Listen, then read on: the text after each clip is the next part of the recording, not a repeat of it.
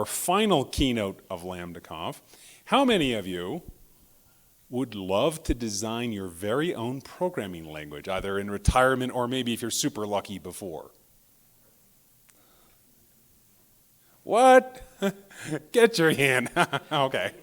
Not everyone apparently is as crazy as most of us are. But as a programmer of more than 30 years, I'm always thinking about what sort of language I would design. Of course, I've never had the chance to do that. But our next keynote speaker has. His name is Jonathan Blow, and you might know him from Braid, an extremely successful independent video game, or Witness, another extremely successful independent video game. And his time in the trenches has informed his perspectives on programming. And unlike many of us who just dream about the day one day when we're retired and we can invent our own crazy programming language that solves all the world's problems, Jonathan actually had the chance to do that. And tonight, we get a chance to peek into his mind and explore the design decisions he made in Giant, try to better understand why he made these design decisions.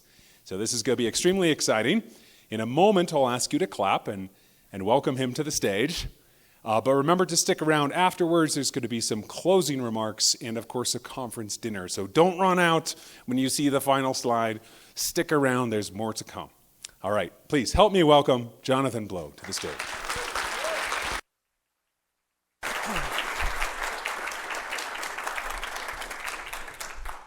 All righty. I have two laptops that I'm going to have to juggle here, so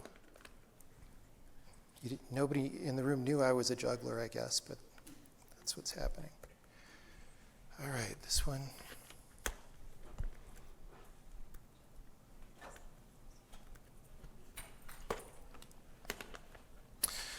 So the reason I'm juggling two laptops is, this is a functional language conference, and I don't usually hang out in these circles, so I figured for cred, I had to do my slides in Emacs. So that's where we're at. We aren't going to have letters that fly around and change places or anything. But yeah, I'm here to talk about a programming language I've been working on for a long time. This project has been going for more than 10 years, and there's a lot to talk about. And I feel like there's sort of two main areas where I could focus my attention in terms of explaining what this thing is. One, among these crowds, many people may wonder, why would you think it's a good idea to make another systems language? Haven't we moved beyond that technologically, right? Oh, you're manually managing memory like it's 1970. Why is that a good idea? Why would you even want to do that? And I'll preemptively say the same things that everyone says to start, which is for performance and simplicity. In the games industry, our performance demands are very tight. But a lot of what I will do in the rest of this talk is to justify why that's an okay trade-off to make. And you don't need to agree with me on that. I don't expect most people in the room to 100% agree with me, but I'm at least going to illustrate as much of the thought process as I can, and what are the design decisions that went into making a better language with manual memory management? Because if you're going to make just another language that does the same thing as like C++ does, it's probably not that interesting, right? So you have to have a new angle on it. Now, in terms of this design process, I did take some inspiration from functional programming languages in a number of ways. And that'll be my other touch point for relating to the general perspective here. And there's again, a number of ways in which this is true, but I'll talk about the two main ones. One is embracing this idea that a program is defined by the text of the program, which sounds tautological, but is actually not true in the systems programming world, right? And this is like a weaker version of my program as a function, right? But it's less extreme. It's like my program, there's only one way to interpret this string of text, right?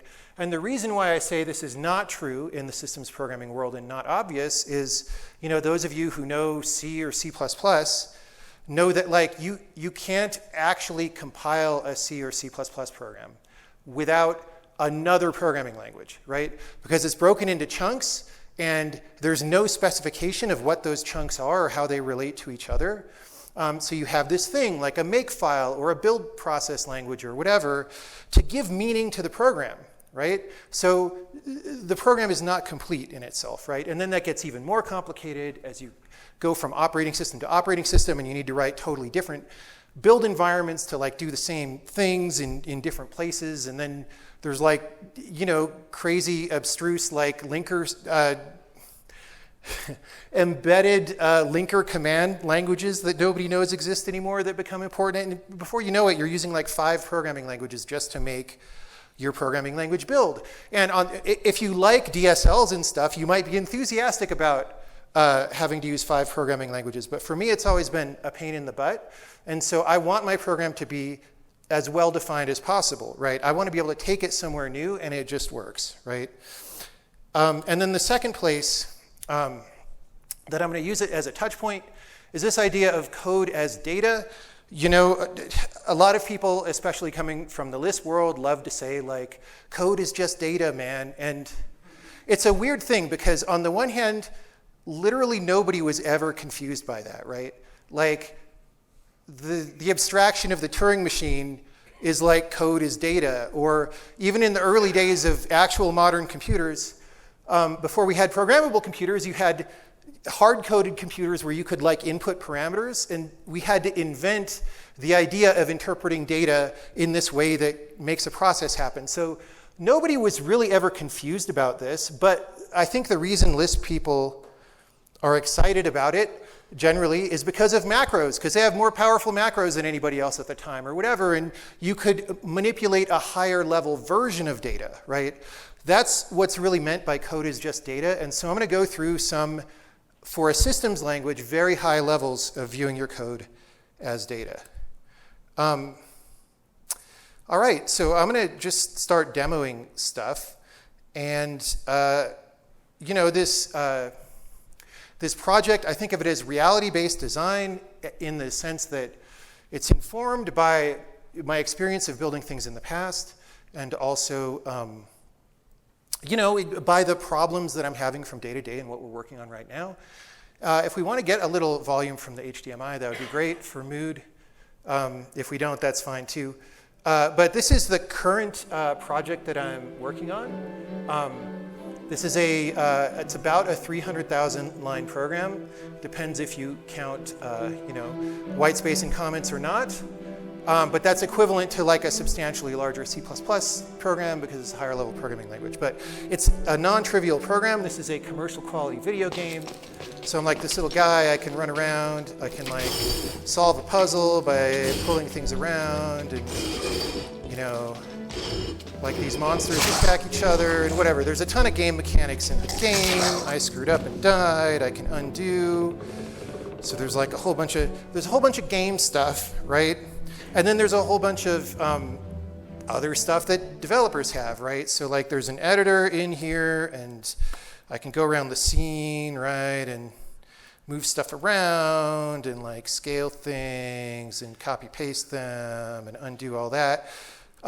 So everything that you see here is in this programming language, including all these little widgets, right? Like I select an entity and it's got all these text inputs, right? I can change the whatever, right?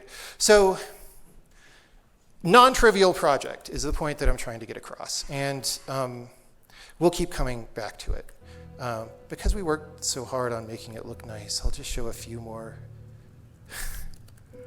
I'll show a few more nice scenes just for variety, like, that's nice, and that's nice.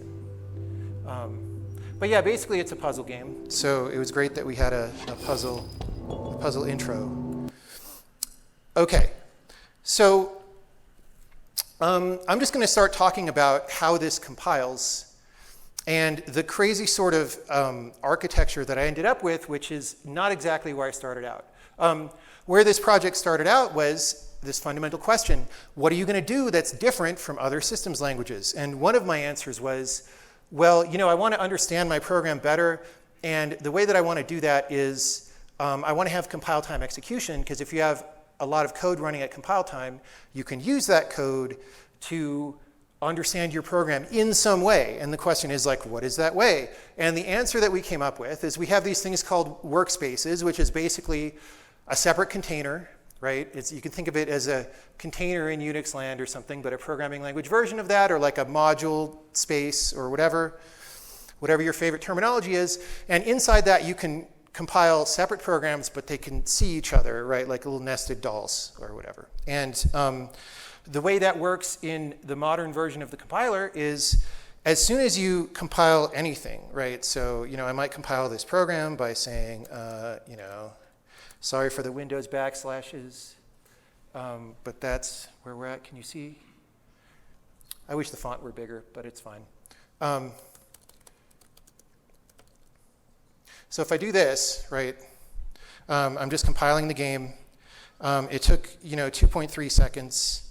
That's a full build of a 300,000 line code base, which means that iteration speed is pretty high. That's slower than I wish it were, and it's slower for our target speed for the final compiler. But, so when you do that, when you type that command, what happens is obviously a compiler binary starts up. But the very first thing it does when it starts up is it loads this thing called default metaprogram, which is a user space program that you are able to replace. And I'm just going to flip through this pretty fast because, it's about 500 or 600 lines. But this is actually the control program for the compiler. So like it handles command line options, right? This kind of code looks, despite the fact that it's in a language nobody here uses, this kind of code is pretty obvious in terms of what it's doing. We do some stuff based on arguments, and there's like a plugin system and whatever. But you can replace this if you want, or you can have another program running inside it and all that. And this provides us with a great degree of flexibility. Now, one structural element that's going to become important in what we see soon is after we do all this setup, we go into a loop, right? We call this thing compiler begin intercept that says, hey, I now want to intercept. This W is this workspace that I set up with the target program, right? So I created that workspace. I said, our program is going to live there. I set options on it. I told it what starting files to start with, right? And we're just going to say, OK, now it's go time. We're going to compile. And we load our plugins. And then we call this thing called message loop, which we're going to look at. And then we're done. We say end intercept, and we're done compiling, and the executable gets written out. So the message loop right now, the one in the default metaprogram, is very simple. It says, hey, while forever, let's see if the compiler has a message for us. If there is a message, if it says complete, we're done compiling, and we can finish. Otherwise, let's just give it to all the plugins. All right? So what are these messages? These messages are information about the program as data. And I will show you in, honestly, not that much detail because it's a big file. It's a 2,000-line file, but there's all these data definitions for what that means. Here's the options that we would set. And there's the plugin struct. And here's the messages. So these are the types of messages that we could send you. There are things like, hey, the program's opening a file. The program's importing a module. It tried to import a module, but that failed. Do you want to try to provide the module? We're changing our phase of compilation. I'll say what those are. Hey, we type checked some code successfully. Here's what was type checked. Compilation is complete. And then, a couple things at the end, and performance report, which we'll get to at the very end of the talk. And the compilation phases are stuff like, hey, we parsed all the source code. We type checked everything that we can. And the reason that's not everything in the program is because we do a lot of code generation. So you may have things in your program that are waiting for definitions to appear in order to acquire meaning. We built all our bytecode. We're about to write the executable, and we wrote the executable. And you just get all these messages into an arbitrary user space program that you wrote, that you can do anything with, right? So I'm going to show the metaprogram for that game that I just showed. It's about 1,400 lines. Again, we're going to flip through it really fast. But it imports a bunch of modules. This is, OK, the most important to make here, two important points to make. One is, this is all user space. Two is, it's literally exactly the same programming language as the language you use every day. So you can share functions, you can share data, you can share memory. And this is very different. So, if you go to a system like C++, even to do something like, template, so-called metaprogramming, C++ basically shells out into a completely different programming language to do that. And the philosophy here is we don't ever want to do such a thing because we want to be as simple as possible and give you a language that's as powerful and expressive as possible. So everything you see is all in the same, there's no like meta language is what I'm saying. It's all the same language. So here's a bunch of code. I don't know, what did I want to show you? There's a few more capabilities that we do in here with this message loop. So for example, there's a little command shell inside. Can't type right now for some reason. There's a little command shell inside the game that you use to like, oh, go to this level or whatever. There's a bunch of commands. And the way that you register a command is you write a function and you tag it with a little note that says, hey, register this command. And one of those messages that tells you, hey, everything got type checked, you can then search for things that have notes on them, right? And register those in an array. And then down at the bottom, we generate code from this, right? So down here, we're like, oh, that's an error report. Down here, we're like, hey, for all the commands to register, just generate some text of what is the command, or how do you register the command with the system so that we know about it. And why do we do that? Why do we generate text? It's actually for debugging purposes. We don't have to generate text. We could generate syntax tree, but everything you generate goes into a file like this.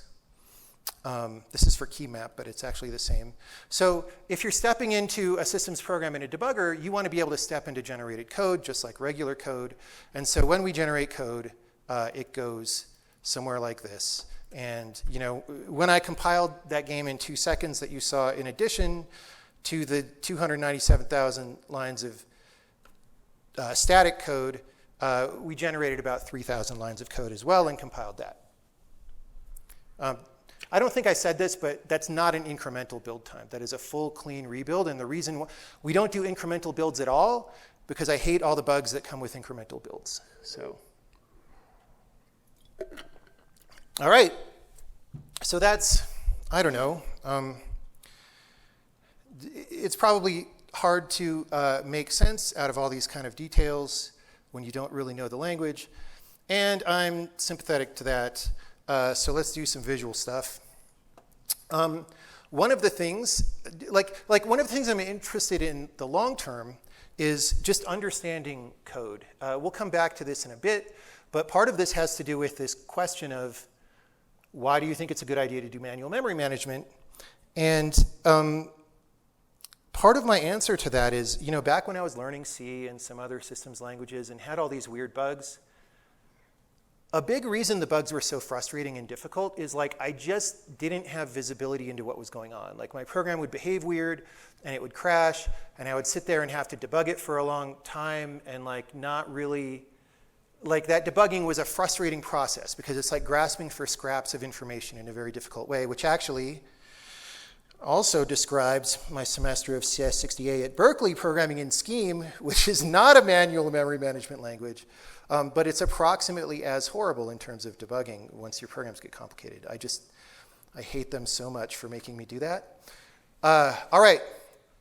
So this started as a weekend project. Whoops, I ran the wrong thing. I'm running the same game that we did. That's not what I wanted. I wanted this. This is a little program visualizer that I really threw together, but it's part of my long-term interest in understanding programs and making them more bug-free. And it will also serve as a good example of what is a use case for all this stuff that you just blazed through and talked about all these messages and whatever. And I'm just going to browse and load this file. This is a visualization of the program, and what it's doing is it's computing, or had computed at compile time, some metrics based on that information that was coming through in the messages, and then it saved that out into a binary file, and that can be stored in source control or whatever, checkpointed, and you can run the visualizer on that at any time. So what this is a static view of the code where every square, every leaf square is just a procedure or function. And the size is proportional to how big the procedure is. The size metric that I'm using is expression count. And so you probably can't come up really with a good size metric that makes everybody happy. But lines of code is obviously not very good because long lines and short lines and whatever. So if you just imagine a typed syntax tree of the program, how many nodes are there? That's approximately the expression count. And so things are bigger when they have more expression count, right? And so then the coloring of each of these is a code quality metric that I kind of made up, but it's a linear combination of a bunch of things. You can zoom on it, right, and just like zoom around or whatever. And then, people who use Emacs know that it's quite easy to interface with Emacs and get it to go to certain file and lines. So, if I somehow am on multimon or whatever, and I just want to say, hey, what's this build lightmaps function? I can click on it and we go there and all that. So it's quite nice. So what is this code quality metric? It's a linear combination of things that you might care about in a systems program. So we can look at those things individually. So for example, do you have a lot of if statements or not, right? And so things that are blue are cold by this metric. They don't have very many if statements. Things that are orange are hot and have a lot of if statements. And this was done just because when we get this message that things are type checked, it contains the syntax tree of the program with type annotations on the whole tree. And it is an exported protocol stable version of the syntax tree of the program because the compiler needs to be able to change over time without breaking everybody, right? And so one of the things it's doing in that 2-second compile time is copying the entire program to like another format, putting all the data in there and letting you inspect it, right? So you can inspect as expression by expression. You can navigate the tree and look at it, right? So, maybe you like things that are less branchy. Oh, the other thing to say about these colors is they're normalized across just this program. So the most orange thing, which is probably here, has the most if points per unit size, and then the blue things. But there's no absolute metric in any of this. So like, how nested are your if statements, right? Are they nested? Are they not nested? How nested are your loops, right? Because n-dimensional loops can be confusing. Do you do a lot of assignments or not, right? If you're a functional programmer, you maybe don't like assignments to variables. Fortunately, a lot of this program is blue, so it's not really doing that many assignments, but some of it isn't. I'm sure everybody in this room doesn't like global variables. So like, hey, did you access global variables? Did you read from globals, right? Did you write to globals, which is probably the more important one, because that's what actually causes race conditions in threaded programs, is when somebody writes and somebody else reads and there isn't coordination on that, right?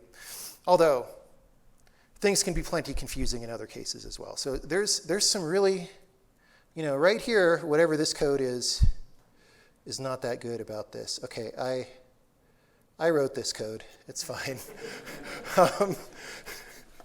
Okay, let's get back to memory management. So heap allocations, what parts of the program actually allocate memory? Now this is a static view, right? So this is, do these functions contain calls that could allocate memory or not, right? Do they free memory? Do they, if you have code inside a module, does it call within its own module or to another module, right? Same with a file.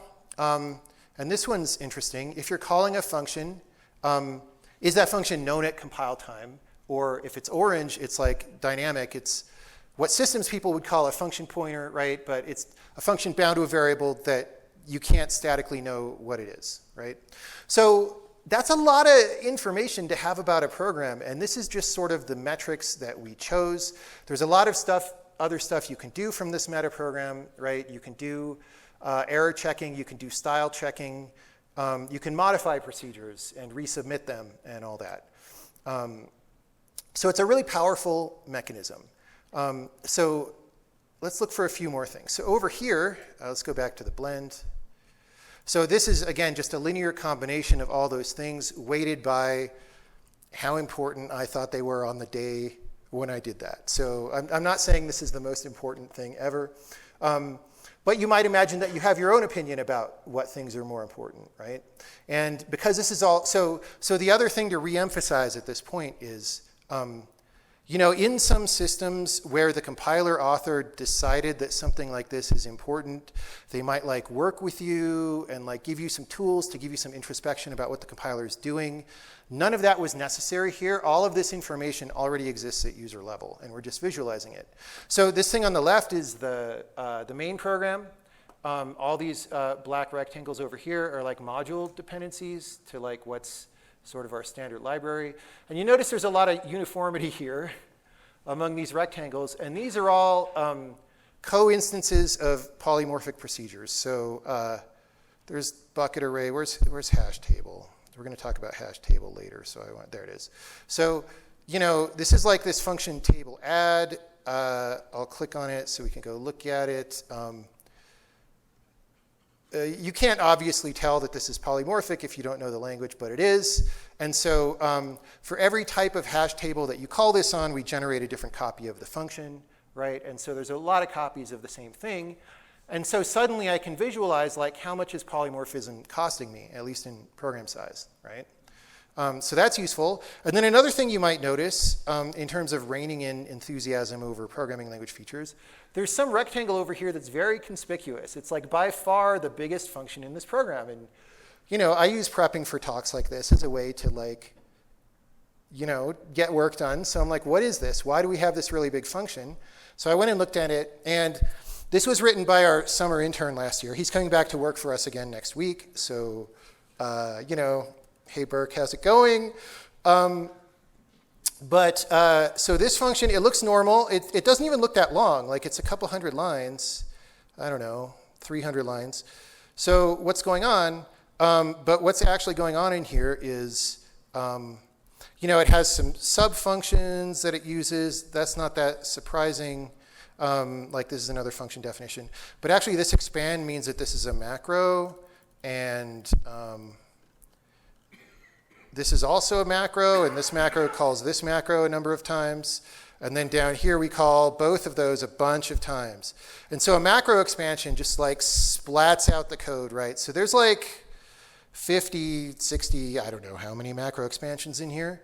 And I wouldn't have ever spotted that, right? But like this rectangle makes it very, very obvious. And so broadly speaking, I think the more clearly you can see your program, the easier it is to work on.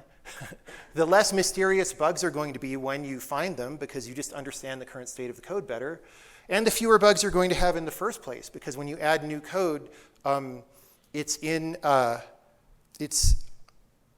within a domain of more thorough knowledge about the state of everything. All right.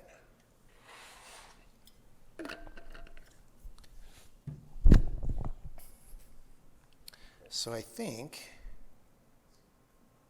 let's talk about memory leaks now. So we just showed this visualizer. My philosophy is to make everything as visual as possible.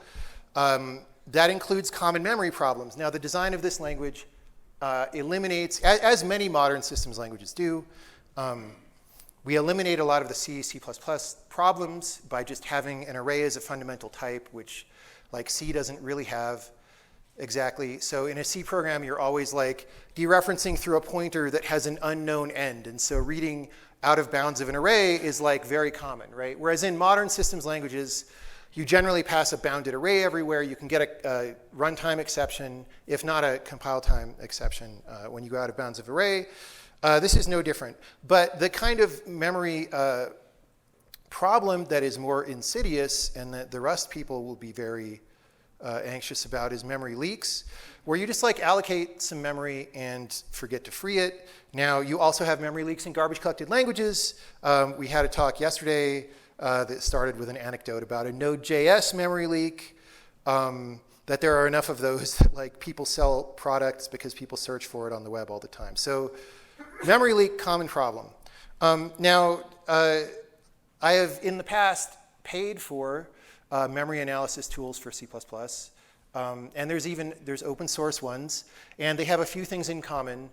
They don't always work, and they're really slow, and they make things run just at a really painful speed. And so one of my priorities when I made this language is like, look, okay, you got to make it good for finding these kind of bugs if you're going to have a non-managed memory language, right? And so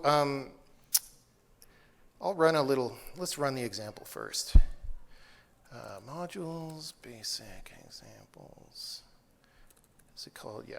So this is just going to output a bunch of spam. I'll just run through it fast and just say what it is. So we've got some sample program that does some trivial things about adding some numbers together.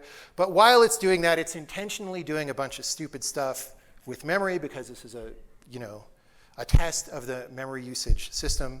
And so then we generate a leak report in ASCII.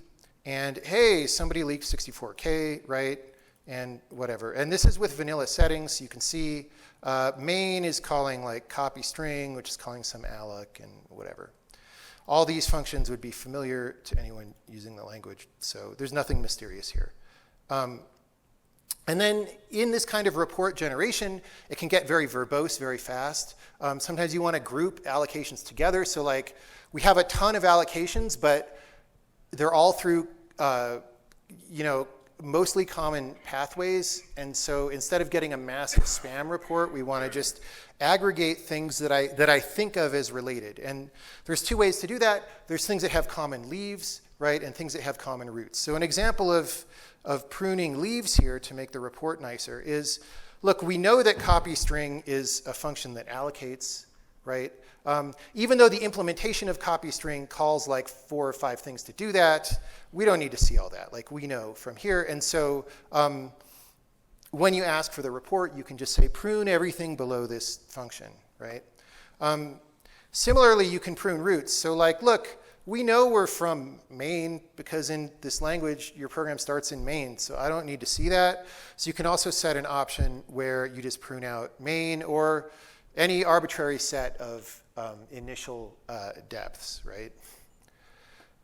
And then sometimes you've got some annoying function like a recursive function where maybe most of the time you just want to ignore the fact that it recurses into itself from 37 different places and you want to treat that all as one thing. But then sometimes if you're really debugging and getting down in the weeds, you need to know, did it go this path or this path? And so you can set that and all this stuff. Yeah, and then this is just grouping stuff together. We're going to show a better version of this in a second anyway. And then this is just making the point. All this is generated as a data structure, not text. My big beef with Unix is everybody likes piping text around and reinterpreting the text, and I think it creates a tremendous amount of friction. So this API generates data structures that you can just inspect and report in whatever way, and we're going to show a different way of reporting this in a second that's built on this same foundation. I'm not sure it's worth looking at the program that generates this, actually, now that we've explained it, but during the Q&A, we can do that if people are interested. Now, like I said in the beginning, one of the problems with these things is, well, there's 3 problems. One is there tends to be a lot of friction in open source versions of this or commercial versions of this because it's not your usual workflow. Yeah, let's look at just the top of this.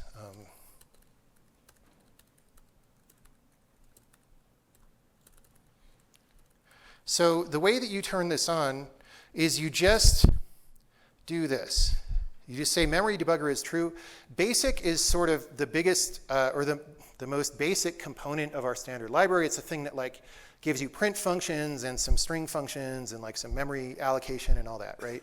You don't actually have to use it because we enable you to run with very minimal dependencies, but most people will choose to use it. And so if you're using it, you just turn this on, and everybody who uses any allocator in the language now goes through these memory debugger hooks, which are quite fast. And again, that's the other thing that makes people not want to use these all the time, is that like maybe they instrument your code, or I don't know, like you compile a bunch of weird stuff in and it goes really, really slow.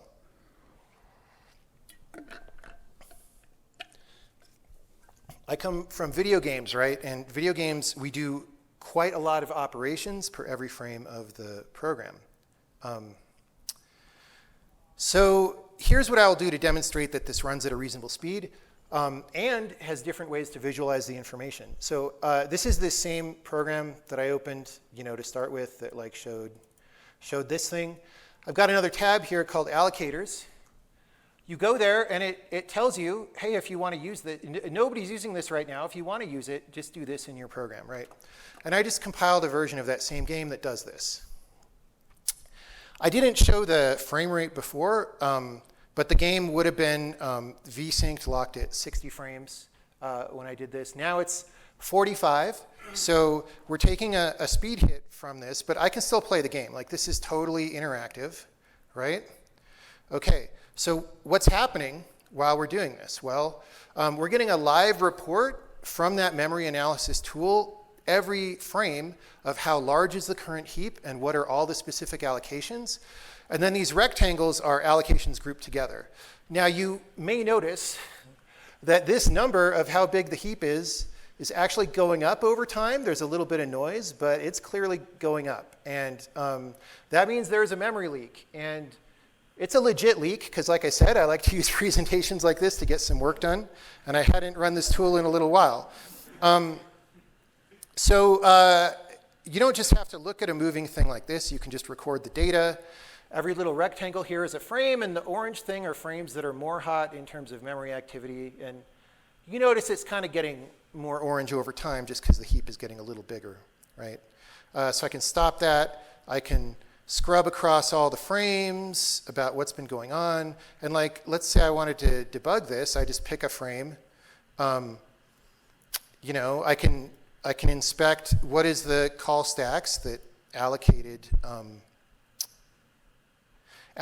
any particular group of so like I said, these little rectangles that I'm cursoring over are groups of allocations grouped together by these call stacks. And these are the same things that you saw in that text report, right? I can click on them. So if I want to know add animation to entity, where does that happen? I can click on that in my Emacs. My Emacs goes there and goes to the next call in the stack, right, to show me exactly where that is. I can restrict this. So if I want to say, only tell me about allocations that are through add animation to entity, I can right-click, and you'll see it's like getting rid of a bunch of stuff, but there's still quite a few. And as I click across these, all of them go through that node in the stack, right? But now let's get to our memory leak, because we're still leaking. The game's still running this whole time.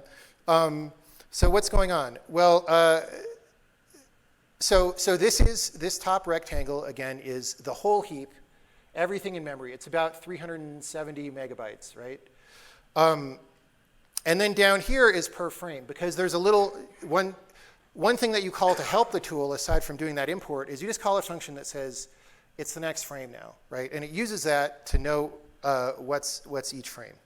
And so during one particular frame, we allocated about 300K of memory, which is actually way too much. Again, it's my fault. I wrote this visibility calling code a couple months ago and hadn't rerun this tool since then. I actually since fixed it, but I didn't want to fix it here because we want things to talk about during the presentation. So, but right away I can see, okay, who's allocating? So in a game like this, you actually don't want to allocate a ton of dynamic memory every frame, because even though you go free it, you tend to, in a systems language, not use an allocator that relocates memory, right? Because you don't have a system that changes the pointers. So when you free memory, you have holes in memory that need to be reoccupied later, right? It's not like a generation scavenger or anything like that. So you want to avoid this massive fragmentation that happens, because it could cause you to run out of memory practically speaking, even though you've got a bunch of little holes that comprise some amount of memory that you wish you could use. And that's especially true on fixed platforms. So, on a PC, it's not that bad, but on a video game console, there's no virtual memory paging, right? So if you run out of RAM, you can't like magically get more out of the ether. And so we care a lot about these things. It's one reason why garbage collectors are not very popular among high-end video game people, although independent people use Unity game engine all the time, and that's usually garbage collected. All right, but anyway, if I wanted to debug this leak, it's actually very simple most of the time. I can just say, what was allocated this frame, but also not freed this frame, right? And it's a little under 1K, and it's in this function, compute options hash, and I can click there. Again, I'm at compute options hash now, and whatever, and I can just fix the leak. It's a very simple function. You just have to free the string. Actually, what it should be doing is doing its string operations using a temporary allocator that doesn't go to the general heap. Is the correct fix for that in the way that we program our stuff. But this is very powerful, is my point. It's very useful and very powerful. And there's a lot more that you could imagine in terms of like visualizing this in different ways, right? I almost would like, I would like a view maybe, whoops, zoom in, more like this, that's easier to see all at once rather than this linear thing. The only thing stopping me from that is I'm just not sure how to hierarchically relate memory in that way. Like how big is memory is obvious. It's how many bytes. Oh, that reminds me, there's different things. So this is sorted by bytes. You can sort by how many allocations are there, how many bytes per allocation. So if you're allocating a lot of very small pieces of memory, that's relatively inefficient. If you're allocating bigger pieces of memory, that's more efficient. So in this sort, things on the right are better, right? So, things on the left are better. I always get my sorting functions backwards sometimes. This is a 2 megabyte allocation, and as you go over here, it's like, 128 bytes per allocation, which is not very good. And then some of the other stuff we could have looked at down here is like what got created and freed this frame, which you might think is better because at least we freed it. But this is actually very spammy as well for reasons I discussed. And also just like you're writing a bunch of memory and then throwing it away every frame. It's obviously faster if you do less work. And so this can help you find things that are inefficient, right? Are there things that were freed and not new? If you see something like that, it's like, oh, there's something with a legitimate long-term lifetime. It's probably not a bug, because if you got a bug, it would have exceptioned your program and stopped it, right? But you can have things with legitimate long-term lifetimes, and then they get freed at some point down the line. And that does happen in this game for sure. But if you see a lot of that, it means your frame rate's going to be kind of spiky, because maybe you have work that happens on some frames and not on other frames, and that's a thing that we like to avoid in games. So, these are just ways of having more information about your program.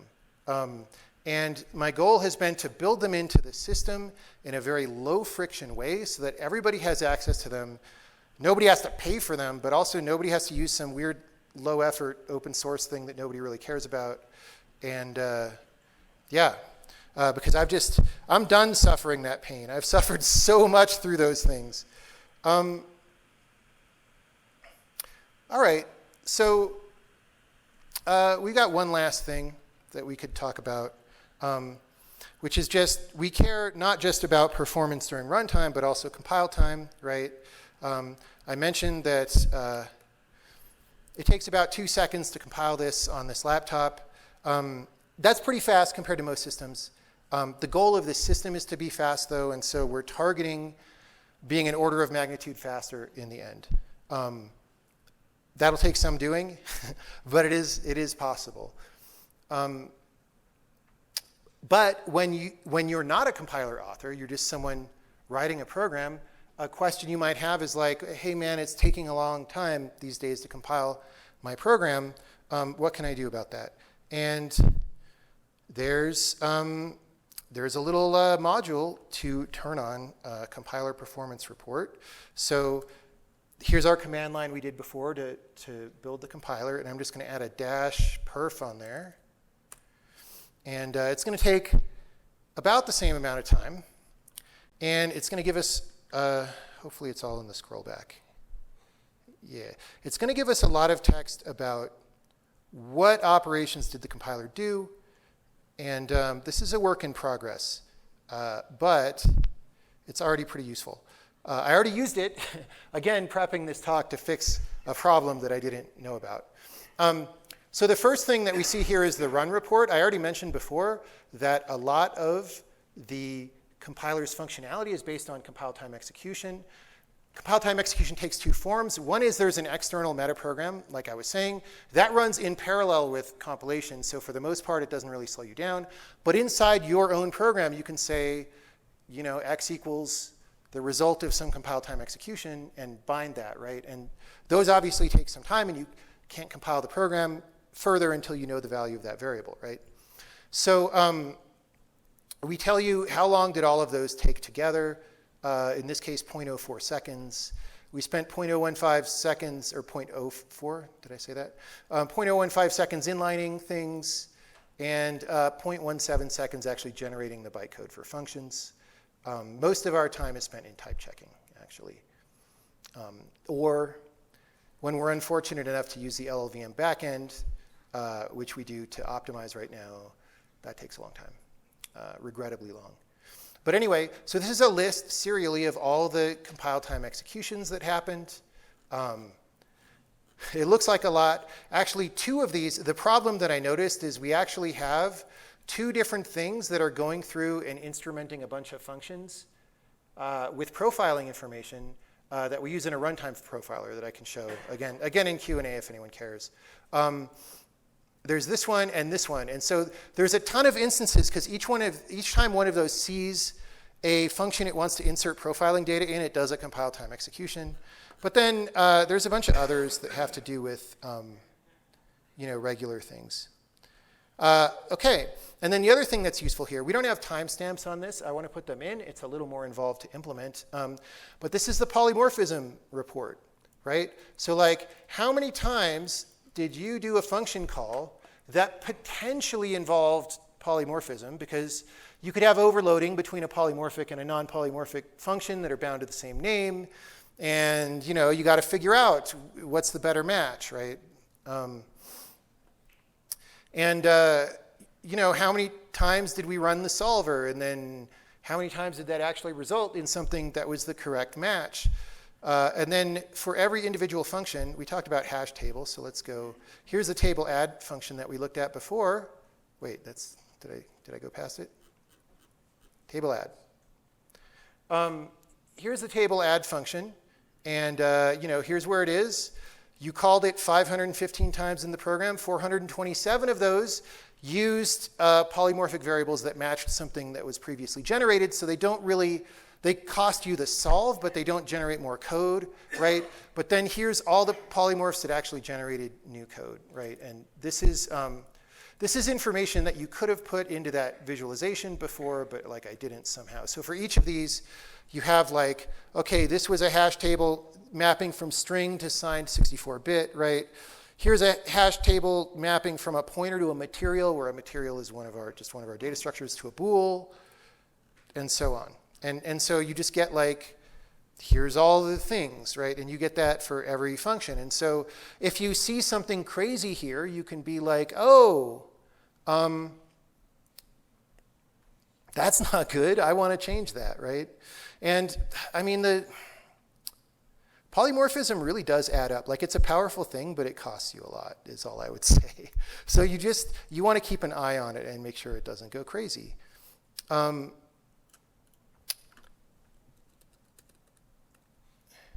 So those are other ways of seeing code as data and having more data about our code, right? Visualizing our code better.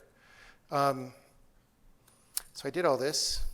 So my closing point, and then I wanted to leave ample time for questions. I'm not sure what time we can go up until. We'll let them cut us off if anyone has questions. But my final point is that you can view my design decisions on this language as being a different way to approach cost-benefit analysis, right? So usually the way that programming language design goes, and the way it went in some cases here, is, hey, I've got a cool new idea for a feature. Don't you want this awesome feature that I'm going to advertise to you? And a good engineer should say, well, maybe, right? What does it cost me? What does it really cost me? Like, not just in terms of the things you don't want to admit, but also hidden costs, right, that maybe take sometimes even years to understand, right? And then what's the benefit? And what's really the benefit, and not like the fake benefit that you're advertising and all that, right? So good engineers are doing cost-benefit analysis all the time. And so one of the reasons why systems languages with manual memory management got such a bad rap is that there were legitimately these huge costs, right? I mean, I had so many lost, all-nighters, especially in college, being miserable about why my C program wasn't doing what I thought it was, right? And that's obviously terrible. But so the thing is, one tactic of approaching a cost-benefit analysis is to try to provide people new benefits that have low cost, right? Another way of working out this equation is to try to reduce the cost of what you already had, right? Hey, we've got this thing, we're paying so much for it, can we get it cheaper, right? And if you can get something cheaper, then the cost-benefit analysis changes, right? The inflection point at which something becomes a good idea will change if the costs go down. And so I've been trying to reduce costs of manual memory management, among other things. And so, it's just to say the accepted wisdom of what's a good idea in programming language design and what's in vogue and how memory safe you need to be worried about, you need to be, and all these things is based on a cost-benefit analysis where the costs were kind of decided in the 1980s or early 1990s and haven't been seriously approached since then. And regardless of, your conclusions, I think it's well worth doing an honest assessment of this cost. Like, look, what is a systems programming language like if you actually put in the frickin' work to remove the friction and the landmines from all this stuff, remove all these problems that don't have to be there? What does that look like in the end? What do you get? What is it like to program in? And honestly, nobody's ever done that. I think people think they do it, but it always gets weird and, just runs away with things. And then you have languages like C++ that are committee-driven, mostly by people who don't write what I would recognize as real software, right? And so that's what I'm really trying to do, is just make my contribution to what could this stuff look like. And I guess we'll take questions at this point.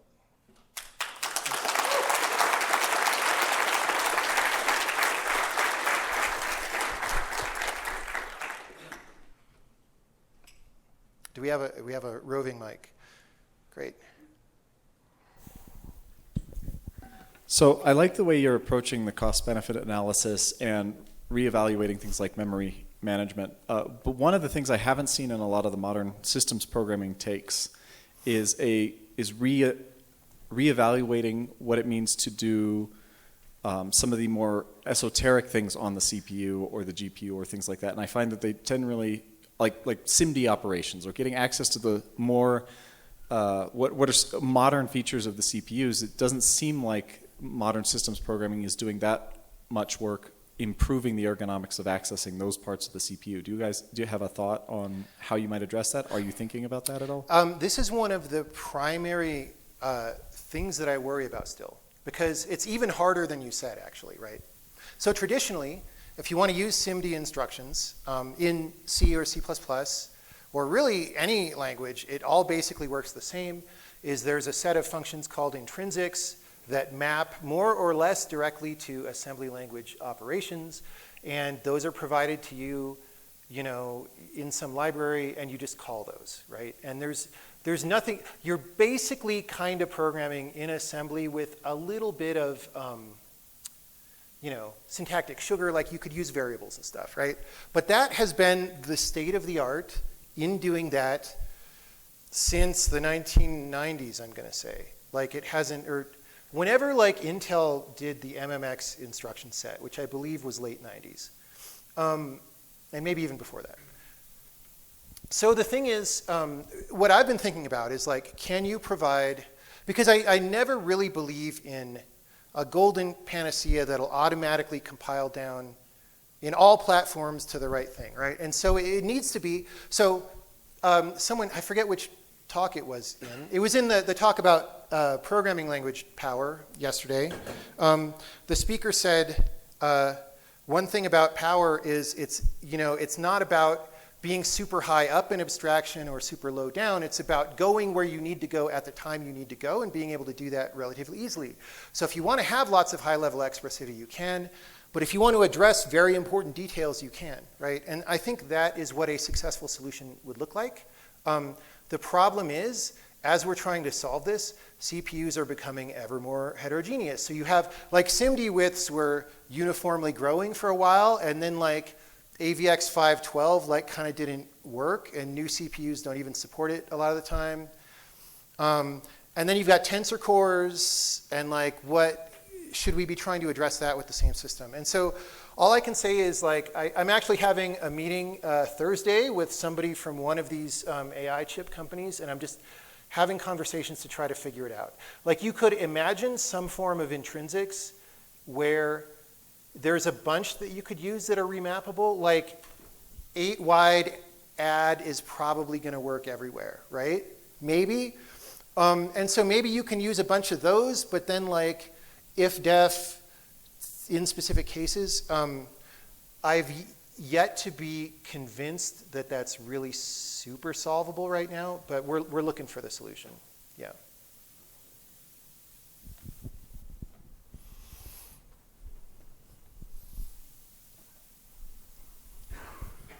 Once you release this language, I'm wondering if you add new features or even change how the compiler works, I'm wondering how you would change modules / compiler or version it. Yeah, so here's what I have to say about that.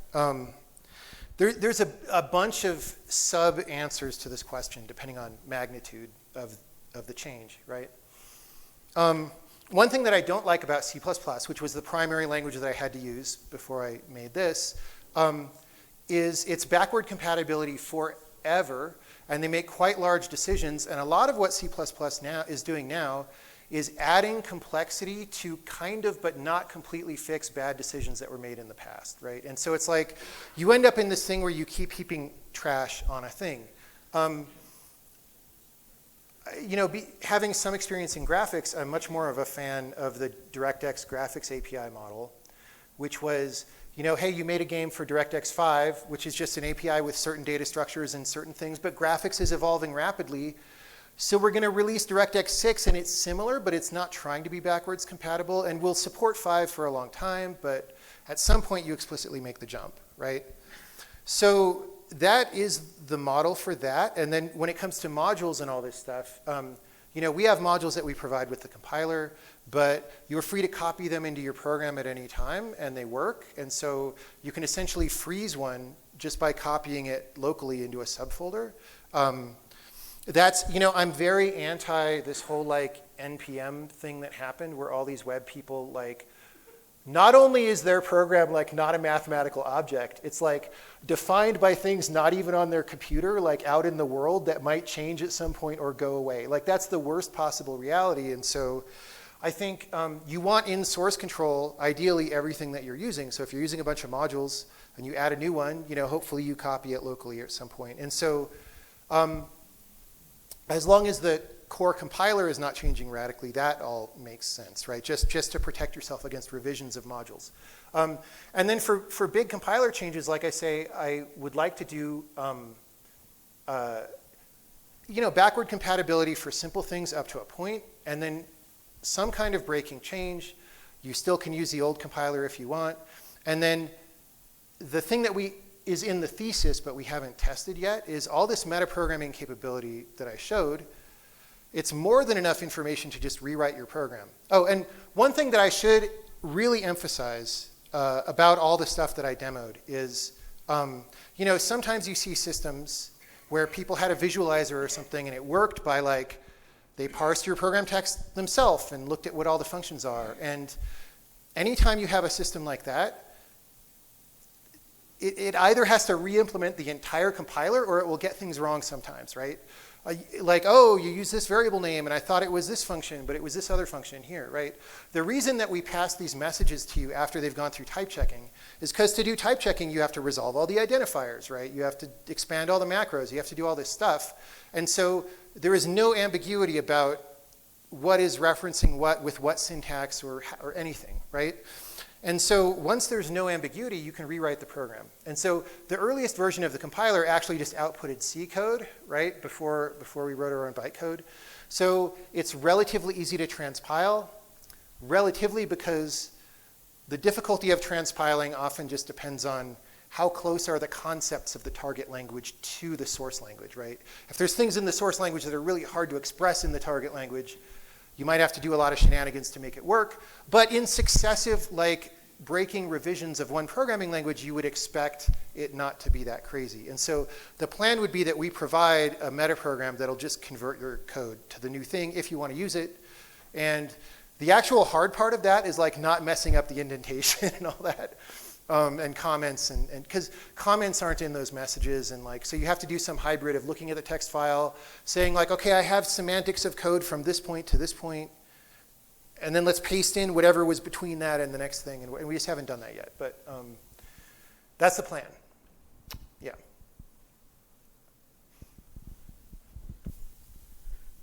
So I switched from chemical engineering to software. And something I really, really miss is an ability to figure out the efficiency of things I'm doing. So for example, if I'm designing a chemical reactor, I know what the ideal amount of something I can get out of it is. And I feel like with software, I have no clue. Like I use Java at work. Yeah. I know it's slow, but I have no idea what the trade-off is. And it's really difficult because, you know, when you talk to management about things, you're like, I'd rather have a better language. But then they're going to say, well, is it really worth it? And I have no ability to tell them what we're losing. So I like your idea of like, oh, like put it out in front of me. I want to see it. I suspect the answer to this is no, but just in case you've thought about it, do you think it's possible to kind of get an idea of the efficiency at runtime as well?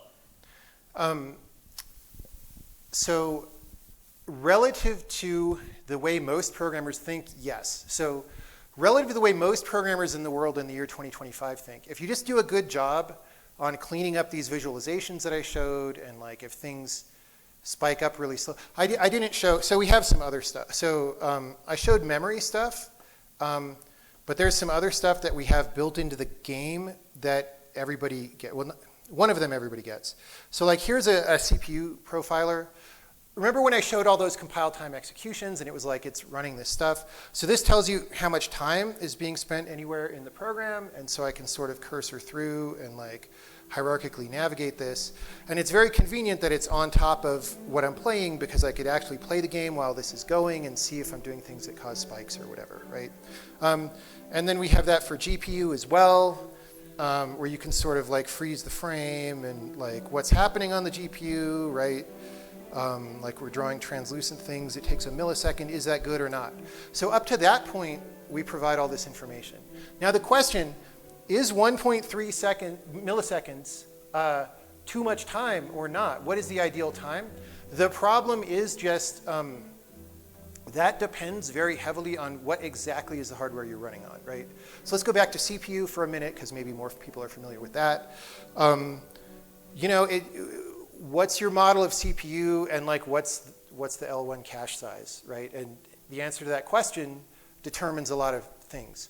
And so there are people who care a great deal about this in games still. Even in games, this is becoming a minority of programmers though, because things are so complicated that people are just barely getting things to work. And you need to have this extra effort and energy to do what you're talking about, right? And most people just fall down miserably tired because they finally got their thing working, right? But there are some people who do that, and they're pretty hardcore.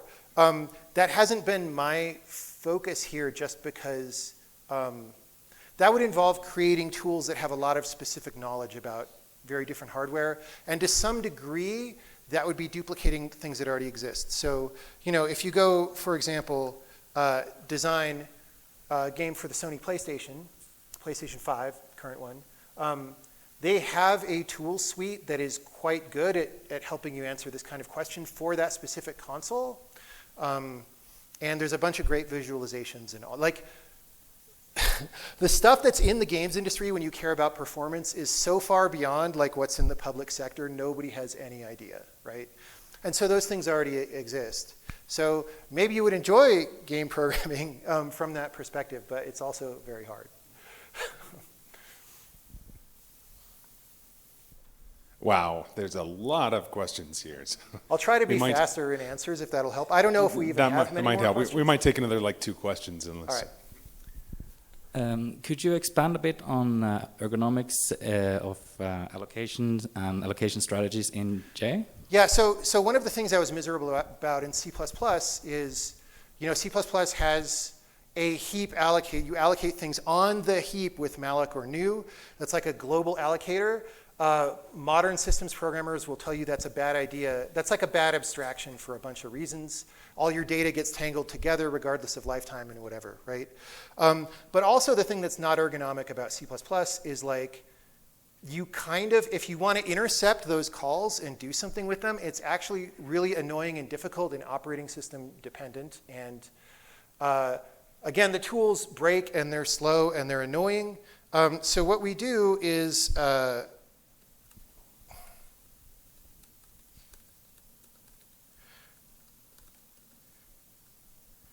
so our function that allocates memory reads from this thing called the context. The context is, so if you know C++ is like object-oriented in this sense that like there's a class that's the active class and it gets passed as the implicit invisible pointer at the front of a function and all that. So the context is like that, but globally across the program. We actually don't do objects in the C++ way, right? And the context has things that are useful for everyone. It has a pointer to the current allocator. It has a pointer to the current logger and all that. And so if you want to replace the allocator, all you actually have to do is just swap out context.allocator. You just push a new value onto that. And then any code that you call until you set it back is now using the new allocator. And then again, so here, right here is where that memory debugger stuff hooks in, right? This is a static if, so it doesn't have any cost if we are running a release build. And so if memory debugger is turned on, just do whatever you're going to do to check this allocation. So this works as long as you're using an allocator that conforms to this mechanism that everybody wants to use because it's so understandable and convenient. It'll go through all that stuff, all those tools that I talked about will work on it. This doesn't see, if you're using like, let's say a graphics API that allocates its own memory behind your back and it was written in some programming language you don't know, this doesn't see that, and those tools won't see that. But you could write something that snoops that and shares the data, but that doesn't feel like my job, right? So it seemed like the memory leak that you were debugging was in a function that related to shader monomorphization. I might be wrong, but I was wondering if you have some thoughts on compile time versus runtime monomorphization for GPUs and shaders. Because it seems like a case where the compile time polymorphism explodes into too many permutations and variations to ship it. Yeah, I mean, this is a problem across games right now. So like back in the 1960s and 1970s, like when C was invented, we knew that you could run a program in one language across a bunch of architectures. And now that's not even true. So like if I have an NVIDIA GPU and I'm running on a Mac, I have to use a different programming language for my shaders than I do if it's the same hardware, the same CPU and the same GPU running Windows or Linux, right? It's a so that's one level of permutation, is like I have to have entirely different programming language, because the drivers don't take anything lower level than that, they take text, right? And so then there's another level of combinatorics where like, okay, I want to generate this shader, but I want it to be efficient, so I don't want to include a bunch of code that doesn't need to run in a lot of cases, but I need that sometimes, so I need to generate permutations of the shader. And so we end up essentially pasting text together and feeding it to the graphics driver. And you generate an explosion of variants of shaders, and this annoys everybody, including people who want to play the game. And they load up Call of Duty, whatever is the most recent one, and you sit there and it says compiling shaders on the screen for literally 2 minutes. And it has to redo that every time you update your graphics driver because they'll have the wrong, because there's a compiled version of the shader, but it's like stamped for like what version is everything, and as soon as anything doesn't match that, it'll recompile. I think that's a giant disaster. I think it's completely stupid. I don't have a way around that from a systems level because it involves all these technical decisions that are made by people who want to protect their walled garden and all these things. We do, though, if I take off my compiler author hat and I put on my game developer hat, we work pretty hard to keep those permutations down, right? So traditionally, you want to be branch free is the common knowledge and or the common wisdom, and you want to avoid if statements and all that. But actually, if statements are okay if they're on a uniform that has a constant value for the entire thread warp and all this stuff, right? And so, we're gradually learning to have fewer and fewer, compile time variables in the shaders. But it sucks. It's not. None of it is good. All right, we have time for one final question. Who's going to be the lucky person? 2 people both here raising your hand. Maybe you should arm need to wrestle. throw the mic up in the air and whoever catches it. A question about the game business. Yeah. If a person was an indie developer today, there's all these different platforms that you could be published on, and when you have a tiny budget, you kind of have to pick one to start with. There's Nintendo and Xbox and PC download. Where can you actually earn money as slices of the pie? How does it settle out? Because you're on many platforms. Yeah, that really has nothing to do with the talk, but I do have an answer for you. And this is going to get console people mad at me, but the thing about if you program for a specific Nintendo console or a specific Sony console, you're at the mercy of their store. Do you get placement? And then you'll go out of date when there's the next console. Even on iOS, like Windows, for example, was this operating system that did a really good job at being they would sweated so you would be backward compatible. They would run, programs from 30 years ago on versions of Windows that didn't even have protected memory and whatever. And iOS invalidates your game every 6 months or something. It's a chore. You have to constantly be on top of it to keep things on the store. So I would say, honestly, Windows PC, and there are a few stores. There's Steam, there's itch.io, there's places like that. It's the most, because you're actually in control of your program won't decay like a sandwich and get moldy on PC in the same way as it does on other platforms. All right, thank you so much, Jonathan. Thanks, Let's everybody. give it up for Jonathan Blow. Thanks for having me. Thank you.